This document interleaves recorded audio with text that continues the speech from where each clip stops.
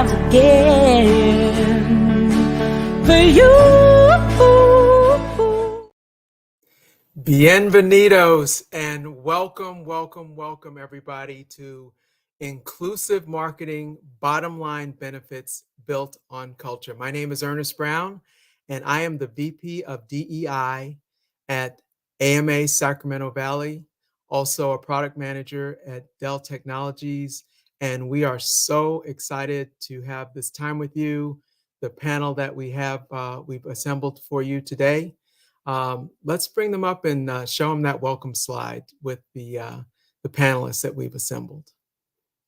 So we have with us Karen McFarlane, CMO of K Media Partners. We have Dion Bullock, who's a senior diversity, equity, and belonging manager at Chime. And we have Gayle Brown, CEO of Brown Impact. And as you come in, I want to welcome them, but I also want to welcome all of our guests. And please use the chat. Tell us your name, tell us your role, tell us the organization you're with. And if you are an AMA member, please tell us what chapter you are from. Thank you for joining us. I'm excited for this panel because we've got a good mix of expertise. So with Karen McFarlane, she's a former president of AMA New York, and she does work not only as a marketer, but also as a marketing strategist and influencer for DEI across AMA. So she has conversations with many other CMOs to get their perspective on inclusiveness. And I'm excited also to have Dion Bullock. He is at Chime. And he's our inside person. And I'm excited to have, he's the one who's boots on the ground, getting this work done for diversity, equity, inclusion, and belonging. And then we've got Gayle Brown Impact, all things equity. And she is an outside person. She works with many organizations focused on equity and diversity and inclusion. So I like how we've assembled us. And finally, there's me. I'm a lowly product manager, but I'm very active inside Dell Technologies in many ERGs and doing that work just as an individual contributor. So I think all of us have a common interest, but we all come at it from interestingly different angles. All right, so let's kick this off. Before I jump into talking about AMA, I do want to acknowledge the land that we sit on. AMA serves in the Sacramento Valley, and and that is where the indigenous lands of the Maidu tribe resides. And so we do want to pay homage for where our homes are built on.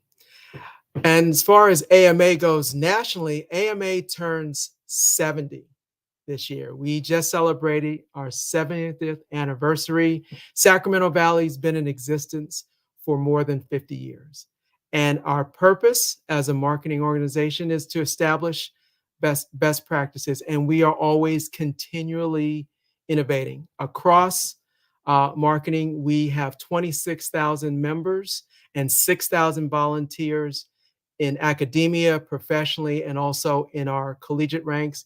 And we also contribute $40,000 a year in annual scholarships and grants to our collegiate members. And I just have to tell you this story. We are all about engagement. We have a ton of events.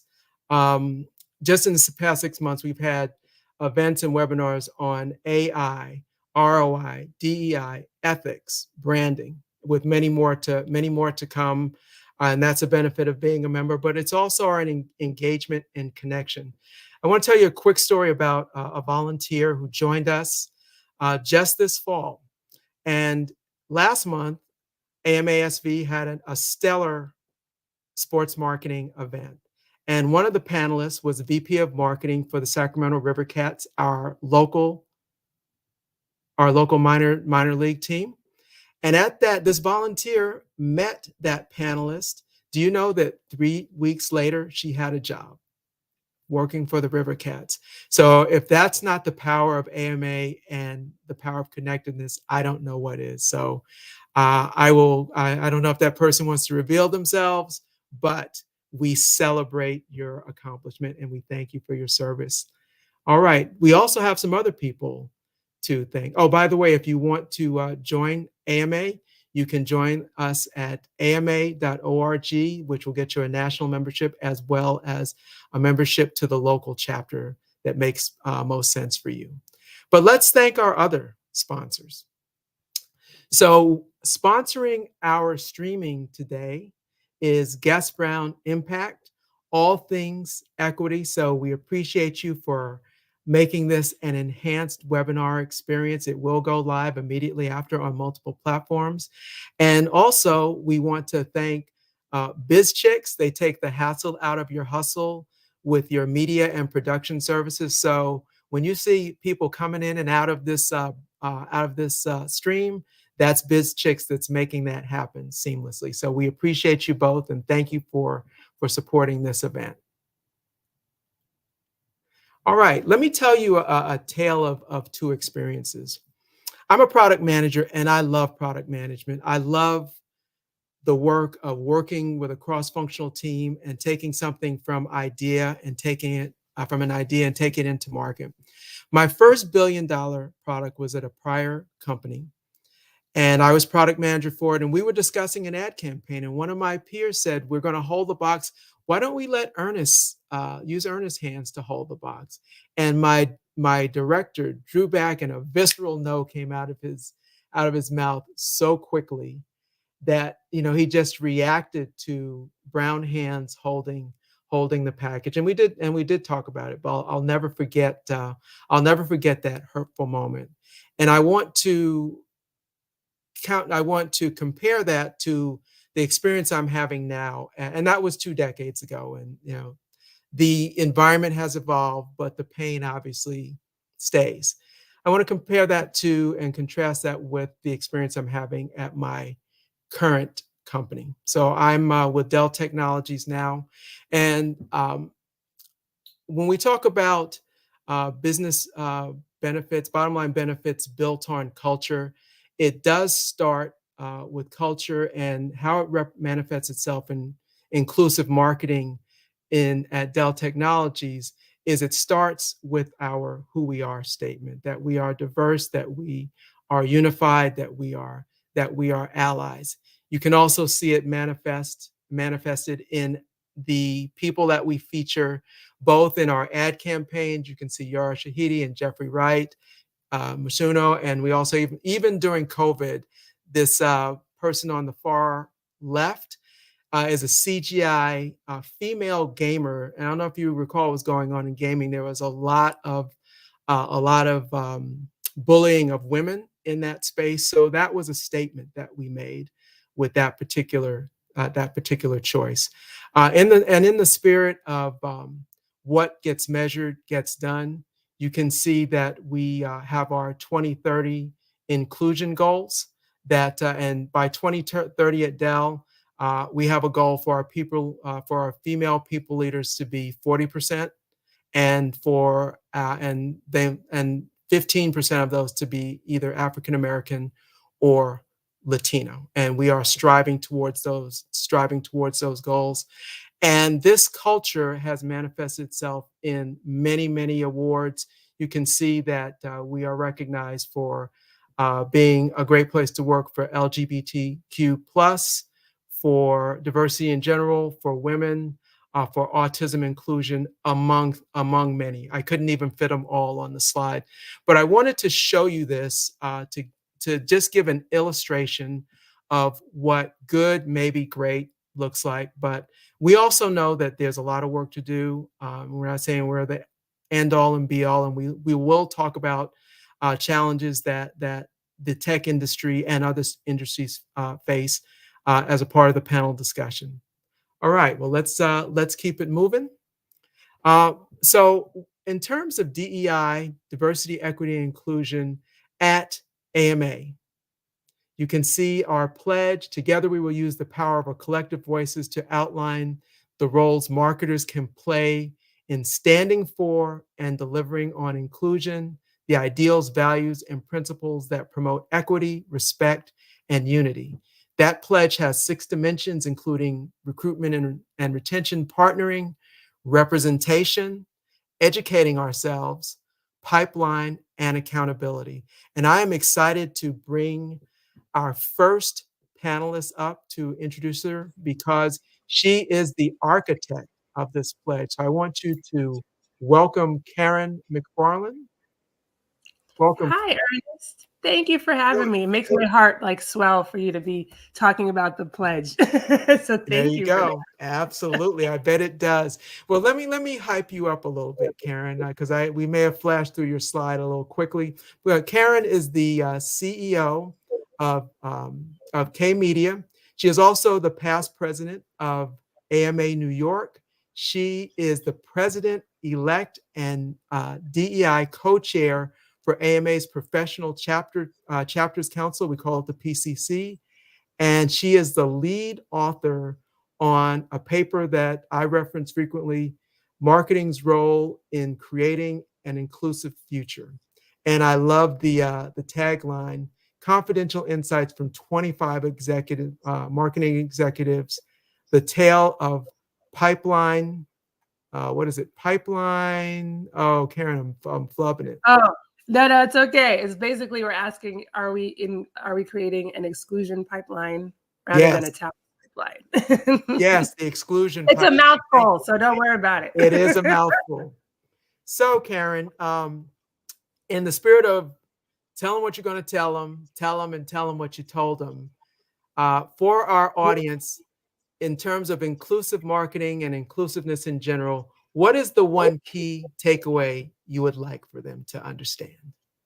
I'm going to tell you my one key thing, but I need to go back to something you said earlier when you talked about Yeah. yourself, right? You said you're just a lowly product manager, right? And I think that is a really important job because product managers directly tie the need of the customer and the needs of the business to offerings to match that need, right? There you So go. in DEI is super critical, and I think that actually illustrates my key takeaway, which is DEI should be a necessary and required competency that is either a desired prerequisite or nurtured skill to be measured against company performance. And I think it's a skill that can be learned very much like, copywriting for email marketing, right? It just requires a level of emotional and cultural intelligence that is lacking in much of society today. So DEI should be a required and necessary competency. Excellent. Well said. Thank you so much. And thank you for giving a shout out to the importance of product managers. Most of us think we're pretty important, but yeah, a little You humility are. goes a long way. You are. Let's shout it out loud. All right. Well, thank you, Karen. Let's move on to into bringing up my next guest. But before I bring him up, I did want to illustrate a point that was made that I meant to make earlier from the McKinsey report. Um, when we talk about bottom line benefits, there is evidence of that. And this is only one sighting. And what this McKinsey report shows is that companies ranked in the top quartile outperform companies that are ranked in the fourth quartile with respect to women or diversity in leadership by 36, by now 39%. It was 36% the last time they did that report in 2020. That is now trended up to 39%. And when we look at that characteristic for women, you can see that it's trended up from 25 to 39. But look at where it came from when they first did this report 8 years ago, I believe it was. It trended up from 15%. So when you talk about diversity and inclusion making a difference, it does make a difference to the bottom line. There are many reports that cite this. This one just happened to be published last week, and so it was very timely for the topic that we're speaking on. And so I want to bring in my next guest, our next panelist, Dion Bullock. He is our inside man. He is the one who makes this happen. And Dion Bullock is a senior manager of diversity, equity, and belonging at Chime, a stellar financial technology and banking innovator. And just so happens, Dion, that they are expanding out here into California. So I'm starting to see a lot of Chime ads, and they are good. I always pay attention to advertising. Dion is he does his work focused in learning and development and both working with employee resource groups. But outside of Chime, he also is actively working in the DEIB space, both across financial services and other industries. So let's bring Dion into the room. Thank you, Ernest, and happy to be here with you all. Absolutely. Thank you for joining, sir. So, same question that I posed to Karen. If there's a key takeaway in case we lose some people right away, we hope we won't. Stay on. There's a lot coming up. What would you say from your perspective as a DEIB insider that you'd like them to take away? Sure. So you've described me as an insider, and I think it's important to recognize that DEIB is not solely an inside focus, it's not only an internal issue, and it's not necessarily distinct from the external piece. So I want people to understand that the internal work that you do with culture and the external work that you do with brand, they are interdependent. So the work that you do with your candidate experience inside the organization impacts your employee experience, which impacts your customer experience, which then impacts your brand experience. So you have to make sure that all four of those things are aligned. And the best way to do that is to ensure that you are embedding DEIB in all of them. Well said. So it's kind of a virtuous cycle, would you say? Yes. Yes. There you go. There you go. All right, Dion. Well, thank you so much for participating with us today, and we look forward to some rich insights. I'm going to go ahead and introduce our last and final panelist. But before we do that, I want to make reference to a contribution from Guest Brown Impact. And for AMSV, whenever we are doing anything that is DEI related, even as a part of our board meeting or events, it is our intent that we have a little primer, because we can't presume that people even know what these acronyms mean. So I wanted to keep this one simple, and Gayle will go into, she'll fix anything that I don't say in enough detail. But this represents the evolution of DEI, and you can see three pillars: diversity, equity, and inclusion, and belonging, built on a foundation of equity. And if anyone knows me, and they know Gayle also, they know each of us, both of us love to dance. And so I love that this is a dance-related illustration. So diversity is being invited to the dance. Inclusion is being asked to dance. So you can be in the room, but if you are not being interacted with, isolated, or feel that way, then you don't feel included. But belonging is participating in the music selection. So can you not only influence your job, but do you have an influence of the culture? Are you being influenced by other cultures and perspectives inside an organization? And does the organization create a framework and a code of culture that a code of conduct that allows for that? And then all of that is built on a foundation of equity. And I know Gayle will explain equity far better than I will. And also, I want to just get her on stage. So why don't we go ahead and bring Gayle on stage? And I want to welcome Gayle. I will do a quick introduction of her. Gayle is the CEO of Guest Brown Impact, and she is a diversity equity strategist. She is also an author, and she is an author of a book called Girl Get It Right, an impact guide to living the life and work you dream of.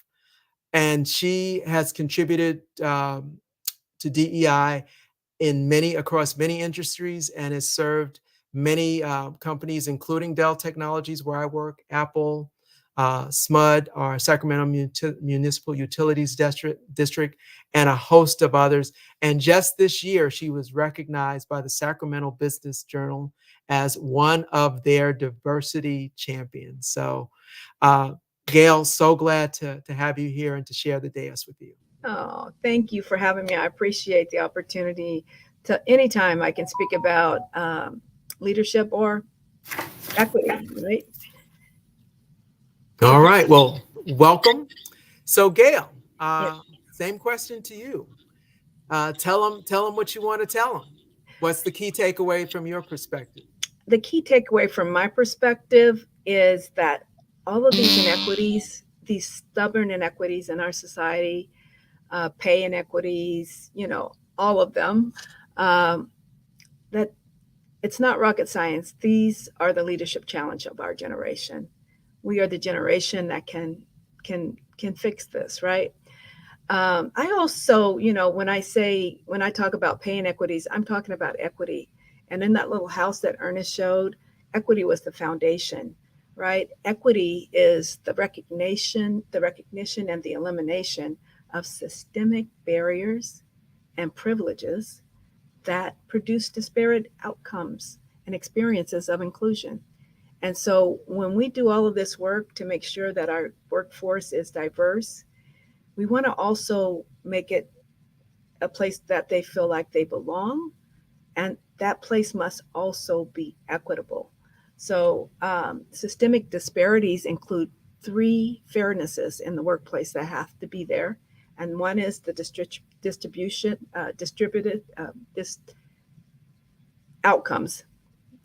of outcomes, whether that be pay raises, promotions, opportunities.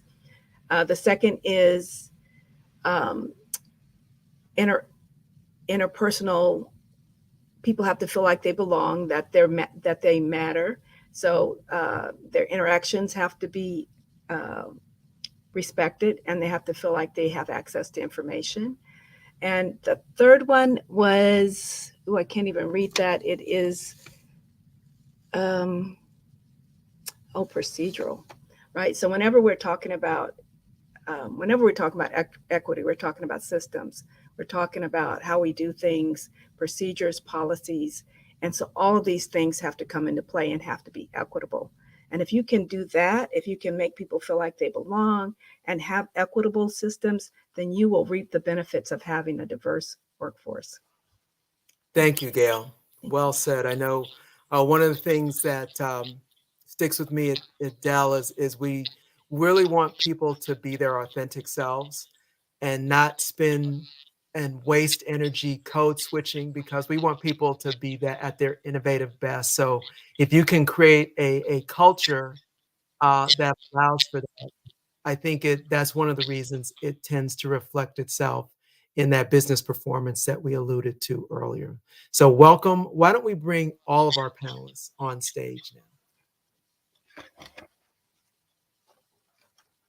Okay. All right. Well, let's get started. I'm going to start with a premise that's marketing related and open it up to everybody. Would you agree or disagree that inclusive marketing likely starts with an inclusive company mission? And why or why not? Karen, can we start with you? Well, yes, because the company starts with its own mission, right? And so that is supposed to be the guiding principle for which every single employee and even customers, if they actually see it, and if they actually see it, but they should also feel it, right? That's the guiding principle everybody works with. So making sure that your mission is inherently inclusive in what it says and what it means to be part of that company or to be, associated with it, I think is critical for it to, filter down into all the different areas. So thank you, Karen. I vote yes.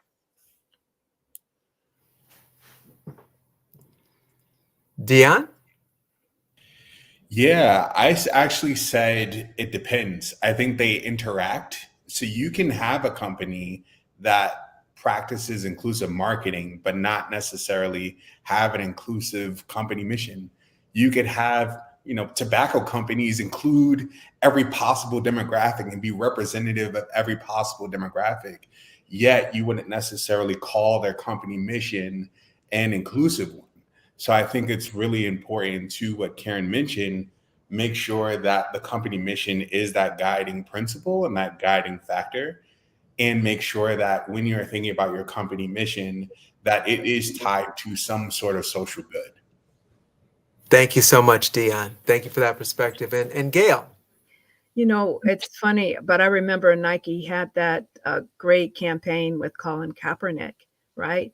But then we came to find out later that they also supported some very non-inclusive causes, right? So it has to be consistent. I mean, it should be consistent. I don't have to be. It wasn't, but in an ideal world, it would be consistent with their marketing would be consistent with who they were on the inside.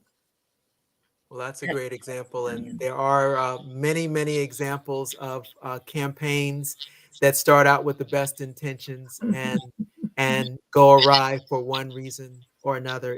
The consumers and customers, they want to be served well, and they want to be served right, and they want to be served in a way that makes them feel included. And it also can reflect in the company's mission and culture that they build to be sensitive to that. I do want to ask one question because we are going to get a little bit to the backlash. So I think I'll just go ahead and ask it now. We recently surveyed our membership because we wanted to build our DEI strategy, not on what Ernest thought, but what our members think and prioritize. So we did a survey, and one respondent, and it was only one, but it was one, said DEI is all BS, full spelling. Just hire the best people.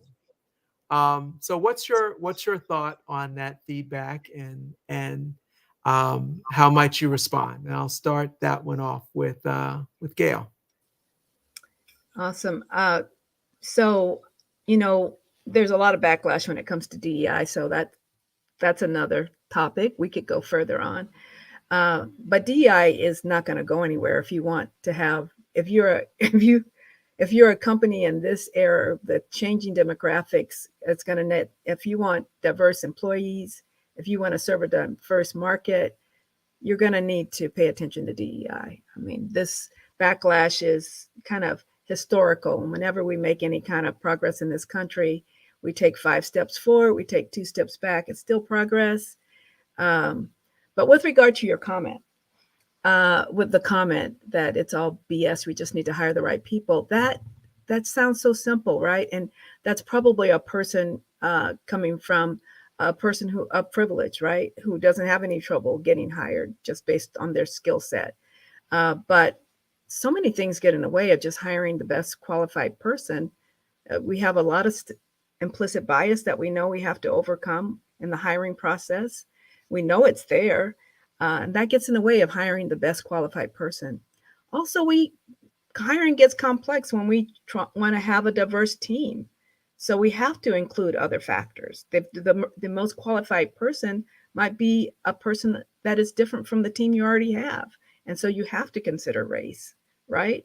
If you want to have diversity, you have to consider who's going to complement my team so that we can meet the demands of a very market that's growing in diversity, right? So it's easier. That answer's a little bit simplistic given all of the complexity of the world today. That's my opinion. Thank you. Yeah, and most things are not simple in this world. So thank you for adding dimension and nuance in your response. Dion, I'd like you to respond next, please. Yeah, I'm in line with what Gayle mentioned. I think ideally we want a meritocracy. We want the best people to be hired, and we just want to hire the best people. And at the same time, breaking down that question is who is best? What is best? Who's defining best? Right? So if you're thinking about who is best and how we're finding the best people, are we sure that our actual recruitment practices and our tactics are actually sourcing the best people, right? If we're leaning on just referrals, are you sure that the people in your network are only the best people for this specific job? So as you start to get down into the actual process and figuring out, okay, we want the best, well, how are you actually going to find them?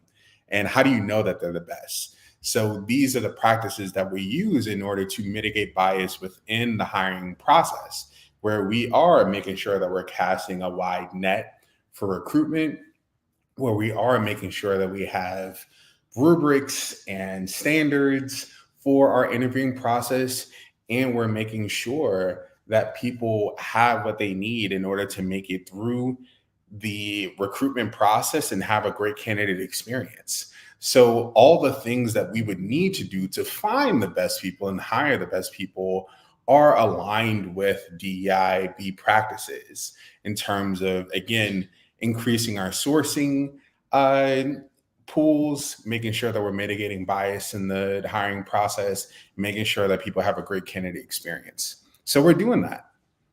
Thank you, Dion. Karen, what's your perspective? First of all, I just want to I wanted to be like, yes, when you said, you put air quotes with the best, right? Because that is really the crux of it, right? How is that defined? Who is defining that? That's exactly what Dion said, because typically those parameters are based on what is quote unquote norm, or all these different implicit biases that we have, right? So, you may not be, you may not understand that the talent that's being put in front of you, if they're being put in front of you. So that's a big if, because you're going through to the old well and not to the new wells, right?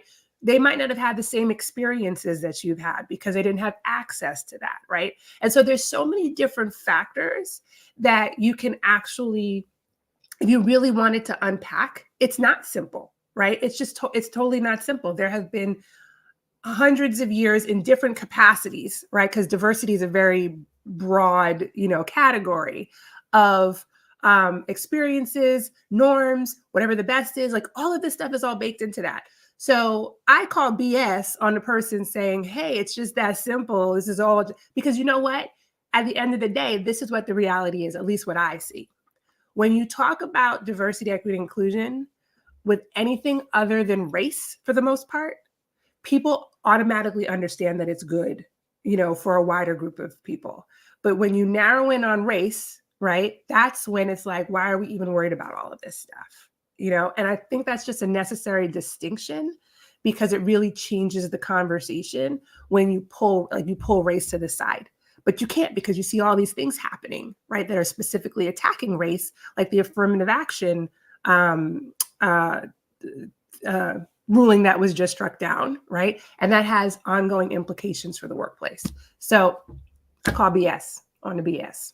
You call BS on the BS, okay? And thank you, Karen, and you raise a point. Gayle and I have discussed this. We are an American Marketing Association, and but I also belong to a global company, and we have heard that our non-U.S. people wonder why does America focus so much on race? AMA identified that there were as many, and there's just, not to say this is right, but we have identified there are like 39 dimensions of diversity, right? And so there are many, but and I don't know if the non-U.S. perspective, there's merit to it, certainly, but yeah, we are playing in the fishbowl that we're playing in. All right, let me ask you guys the next question. How do you see inclusion being measured in your organization or the organizations that your companies serve? And let's start back with Karen on this one. I love the way your eyes get big. Well, with the reports with the report that I did and the one that's coming out now, as you mentioned, I get to talk to a bunch of CMOs, which is really nice. Yes. So we talk a lot about like, what are they doing, right? And how is their marketing department fitting into all of that? And so most of the companies that are involved in the report, they are interested in DEI and their organizations are practicing it in some sort of way. Many of the more sophisticated ones have developed core pillars, and particularly the strategy firms, right? They got this nailed down, right? They know how to go about understanding how effective they are in all of these different categories. But it's not always comprehensive. There's still so much room to grow, because what I found is people are pretty good at understanding and trying to capture the hard data, the quantitative stuff. But when you think about inclusion, and I'm sure Gayle can provide some more color on this, right? Which is, that's more of the qualitative stuff. So while they'll gather all the information, right, synthesizing it and then actioning on it becomes a little bit more problematic, because it's really about being equity-based, which is really the hard work that has to be done. And how do you craft strategies and solutions and build culture around so many different facets of society that's going to make people feel like they are welcomed and they actually belong as part of this organization. So I see a lot of companies, making their best effort. There's one financial company that I was really proud of. They had created a whole rubric across many different facets. And I said to them, how are you going to do, like, this is fantastic. You are so far along in terms of thinking about this, but how are you actually going to execute on this, right? Like, you can't do this in this 1 year plan. You're going to have to scale that back, And so it's a mixed bag for me from what I hear and see. Thank you, Karen. I'm going to, when you talked about making it actionable, I'm going to toss to you, our inside man, Dion. I'm going to toss to you next. So key off the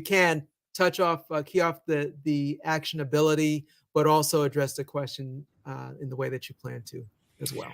Yeah, sure. So I think the biggest piece to what Karen just mentioned around progress and chunking and making sure that you're not taking on too much at once. DEIB is organizational change, right? It's change work. So you're not expecting, or at least I'm not expecting, and I'm hoping my bosses aren't expecting me to then change things overnight, because this is years and years of systems that we're trying to address that then inform the way that our organizations are developed and designed. So for me, it's really thinking through, how do we have that long-term strategic plan, and then making sure that we're making progress on the different pillars, like Karen mentioned. So for me, when I'm thinking about diversity, equity, and belonging, for diversity, I'm really thinking about our workforce demographics from a representation standpoint, and making sure that we're looking at the differences based on job level. So making sure that we have representation in our individual contributors and our people managers and our people leadership, from the different facets of diversity, whether that is from gender identity, from racial and ethnic diversity, from disability, et cetera. For belonging, we're really looking at employee engagement and employee sentiment. So what is the perception and experience within the organization, and how does that differ across employee categories? So if you are someone from a marginalized community, do you feel differently than someone who is not from a marginalized community? And is your perception of the organization different? And then lastly, for equity, it's really thinking about our people processes and looking at disparities across those. So I think, Gayle, you mentioned pay equity. That's one of the things that we talk about. So what does compensation look like? What does promotion look like? What does recruitment look like? What does performance look like across the board? And making sure that there are no major differences between if you are part of a marginalized community versus not. So that's what we're looking at and measuring across the board. And then my hope is that we're able to then make closer ties to the work that's happening within our customer experience world, making sure that the culture that we're creating then has an impact on our member experience. So I'm trying to build that tie, but that's a little bit farther to go for this next year. All right, thank you, Dion. Thank you. And Gayle, our outside DEI strategist and equity strategist. Well, uh, Harvard Business Review and Sharm did a study last year on metrics, and they had companies self-identify themselves as whether they felt good about the diversity goals. And the ones that felt the best about their diversity goals had, more than one person dealing with diversity. So they didn't just have a chief diversity officer. Their diversity efforts were distributed throughout their leadership chain. And also, they were measuring the typical things like diversity, representation, hiring, but they went further to actually look at who was being promoted, how the fairness of those evaluations, right? That's when you really feel good about your diversity efforts. You realize you're intentional about equity, about people being treated fairly, right? And so they were looking at things like not just how many people were hired and how many were they retaining, and engagement. That's always a good measure of how you're treating your people, and disaggregating that data by ethnicity and race and that type of thing. They were doing that, but in addition to that, they were measuring promotions and opportunities, uh, outside speaking engagements, that kind of thing, right? So when they're really truly intentional about creating that place where people feel like they belong, all people belong, then they're going over and above those traditional metrics. And absolutely, when you do that, we're going to step on one another's toes. We're going to make mistakes. But if you create the culture that says, expect this to happen and be kind when it does, and we will do better the next time, and have that a culture that sincerely tries to help people get to that point where I can forgive, learn, and make an effort to do better. Yes, Gayle, I saw the finger come across. Yeah, thank you. I did want to say that, I have to remind people when we're creating these psychologically safe spaces that we have only been talking about diversity at work for 3 years now, since George Floyd was tragically murdered on television. Before that, I don't know about you, but I was told never talk about race, politics, or religion at work, right? We didn't talk about this at work. And so when we realize that we've only talking about it for 3 years, we have to give each other some grace to have these real conversations. We are going to mess up. We are going to slip out and misgender somebody. We're going to slip up and say something that wasn't appropriate. And we have to give grace in those situations. We have to learn how to say, ouch, that hurt. And the person who did the offending has to say, oops, I didn't mean to offend you. Tell me how I can make that better, do better next time, right? We have to give that grace as we are learning and these new ways of being, and welcoming all kinds of complexity in our world, all the beautiful complexity of humanity into our workplaces, right? Thank you, Gayle. Thank you, Gayle. I love that point. It's only been 3 years since we can actively talk about it. That's right. Amazing point to highlight. Sorry, Ernest. No problem, Karen. So I'm gonna preload you this time, Karen. So this question is coming to you first, okay.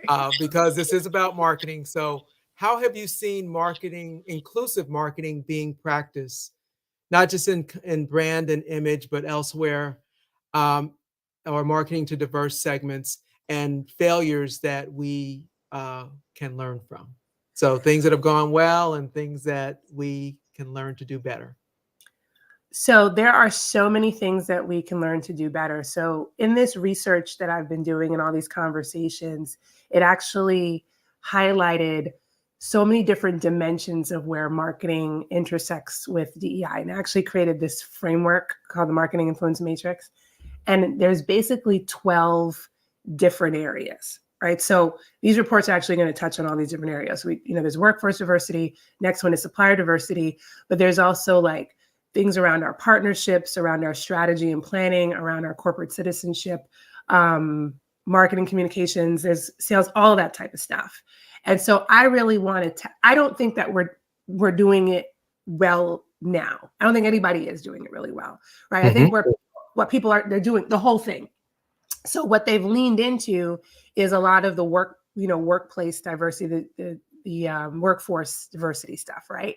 But when we talk about marketing has so much impact across so many different dimensions and departments that they need to, as I usually say, to like accept their power and influence in their role and start to proactively incorporate and integrate DEI into it, right? And so from my standpoint, we're probably doing really well or trying to do better on just what's 1/12? I don't know what the percentages are, but on 1/12 of the grid that I've created, right? And we have so much more work to do. And so that may seem a little bit pessimistic, right? Because we see some fantastic brands out there that seem to be doing a lot of really great things, and they are, but I'm not inside them to unpack them. I can see just from the outside looking in, and you brought up Nike before, which I think from the outside sometimes looks really great in terms of its diversity and its inclusivity and its inclusive messaging and all of that. And I can give you great stories about how that really resonates with me from a very personal level. One of my favorites is Barbie, right? But mostly because Barbie has had so many challenges and taken so many risks over the years. And just like Gayle said, like we have to like allow some grace, now they've had a long time, but they're into it. And so, I don't have a straight answer for it. That's really what I guess what I'm saying here is that there's still so much work for marketers to do and accept that is their responsibility, because we do have a lot of power and influence over what people think and the narratives that are shaped. All right. Dion, thank you, Karen. Do you want to weigh in on this? Yeah, just from an inside perspective in terms of consulting with our internal marketing team, one of the things I want to bring up is understanding the nuances of internet language and like the ways in which internet language or social media can co-opt different cultural aspects. So for example, our social media team likes to put out different posts and campaigns. And when I first joined the organization, I saw one of our posts and I saw that the team was using AAVE or African American Vernacular English, right? And in that experience, I was looking at, okay, well, who's on the team? And there was no one who identified as Black on the team. So I had to reach out to say like, hey, what's going on with this? I saw this come out. And they were saying, oh, no, this is just like internet slang. We're trying to be like hip, right? And in having that conversation with them, having to call out, okay, there is a difference between like internet slang and being hip and then being or lacking nuance and not understanding how to actually use the language. So for an example, when they used AAV on certain posts, there were things that were connected to like Black people in the Black community, whereas there were other posts that they wouldn't use it and they weren't necessarily tied to the Black community or Black people. So on one post, an example was them using AAVE to respond about a quote that a rapper talked about on an interview, whereas when you looked at another post, it was about pet owners and they did not use that language. And I had to come back to them and ask, okay, what's your assumption around people who are going to respond to this post about a rapper versus your assumptions about who are pet owners? And it's the same brand voice. Why are they so different? Right? So as a social team and as a marketing team, you have to make sure that you are aligned on what is your brand voice and who is representing the brand, because we have 2 white co-founders.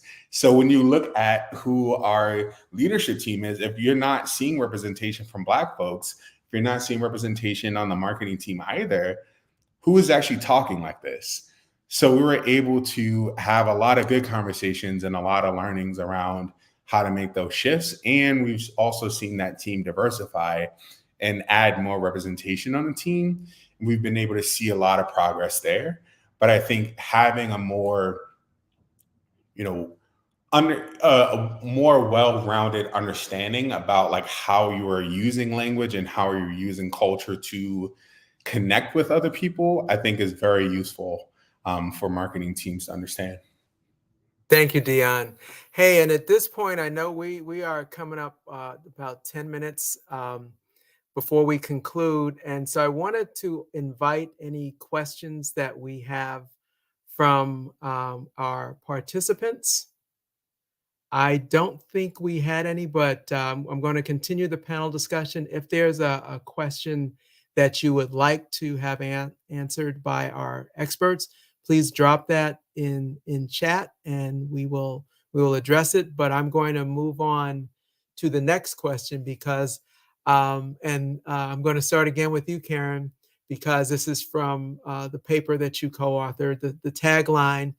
The talent pipeline versus the exclusion pipeline. What insights have you gleaned from marketing leaders, and how is that evolving? I know you've continued that research. Okay, there are so many insights, but I'm going to tell you a couple of my favorites because, I just think it's still so relevant. When we think about hiring, right? Because that paper was mostly around the talent pipeline. There's a couple of things that I just want people to sit with. Not all talent has a degree, particularly in marketing. Okay, like let's just keep it real. I see too many jobs out there that's like, oh, you need a degree and 10 years of experience and this and for what? No. All right. So when you need to open up the aperture so that you can invite different groups in that may not have had access to a college education. And then also we need to remove our biases about which colleges are best colleges, right? The other thing is focus on potential, not just on achievement. Okay. So again, right, this is actually an issue when we also come to gender, right? But it's also for racial diversity as well, is that particularly men, they get the benefit of people believing that they will be able to do something, whereas women have to prove it first, and other certain racial groups have to do that. But again, they may not have access to certain opportunities, right? And so we have to recognize that that's a real thing, right? And move forward from there.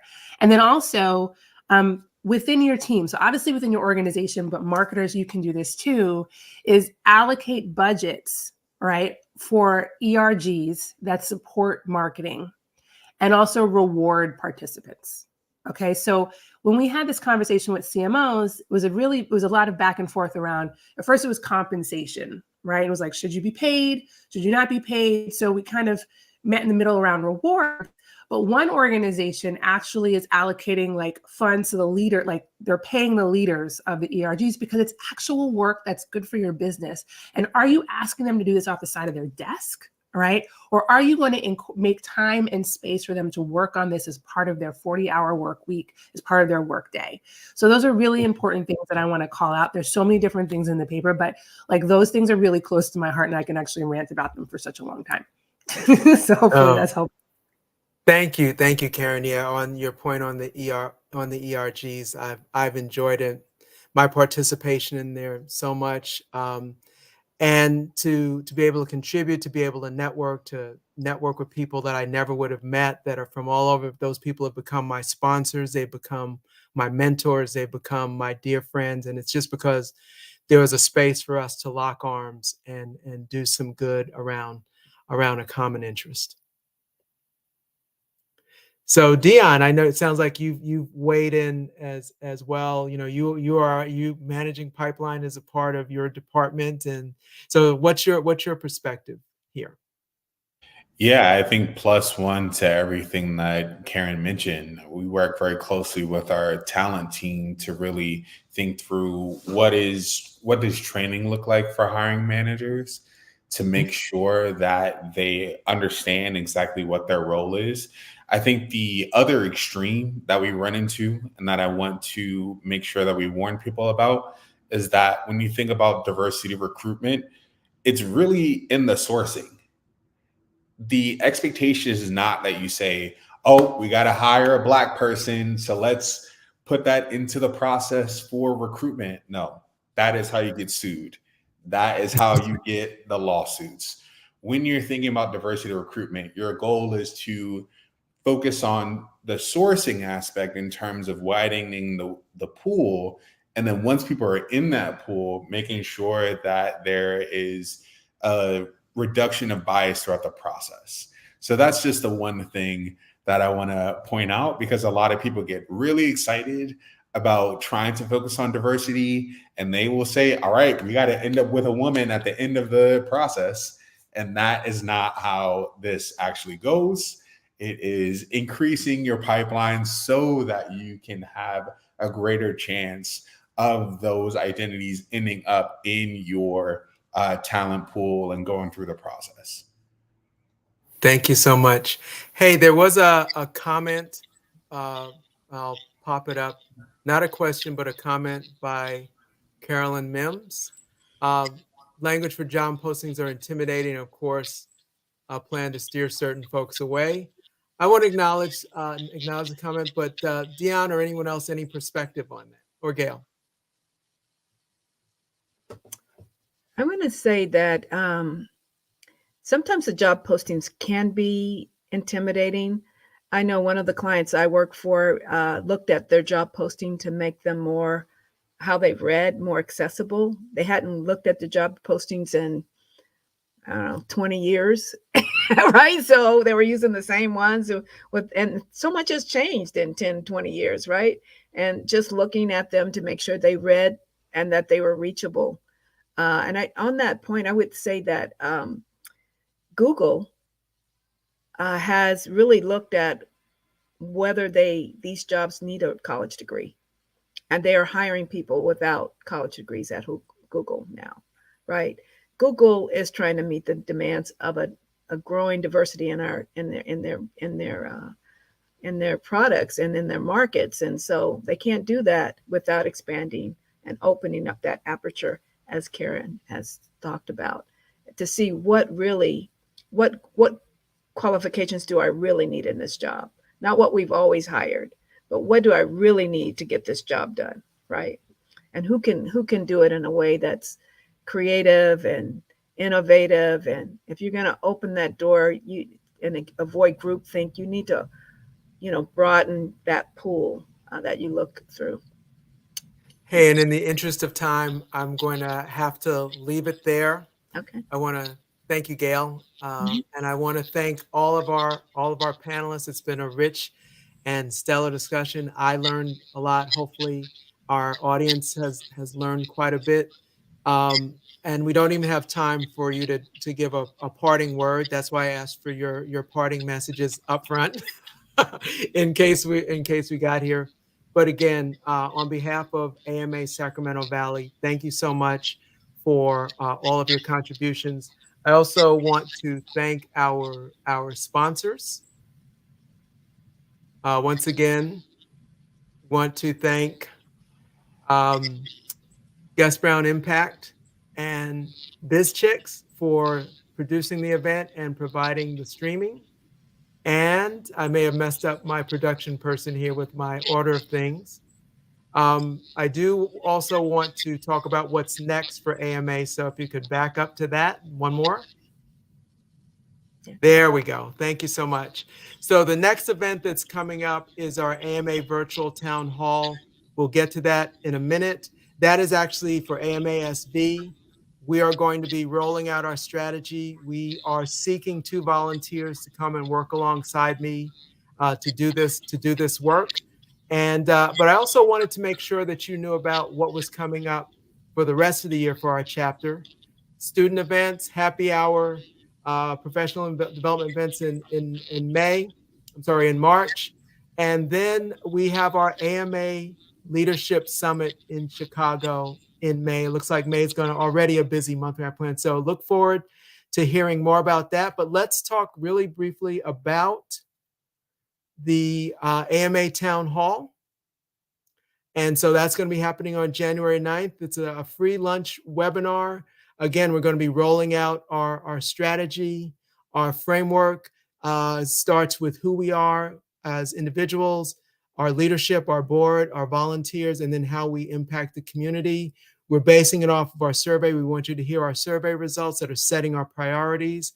And we are using the pledge as our metric. So we look forward to having you there, and we will be recruiting for those 2 open positions, the Director of Programs and the Director of Engagement for our DEI programming at AMASV. So thank you so much for being here, and we appreciate you. Over and out.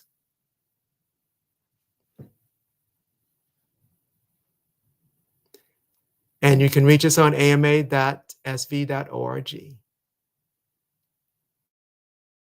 And I'll rise up, rise like the day, I'll rise.